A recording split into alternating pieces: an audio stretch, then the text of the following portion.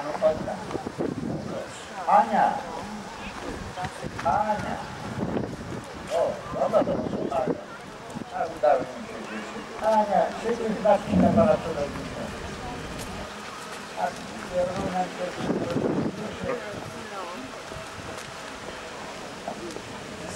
człowiek jest młodym i spragnionym. No, a my tymczasem, i to prawda, że będziemy mieli specjalnego gościa? No, widzę, że już pan wie, ciekawe skąd. Zresztą, panie Alojzy, po służbie jestem, to może panu sekreciki powiedzieć. Czy nie dalej jak za 2 dni przyjedzie do nas sam prezydent Ignacy Mościcki. Ale paszport i sam prezydent Ignacy Mościcki. Ania! Ania! Co z tymi zupami dla chłopaków?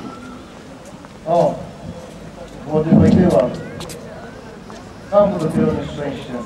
Najpierw matka, potem ten brat. Co to? Chodzimy w kapitana Wojtyłę.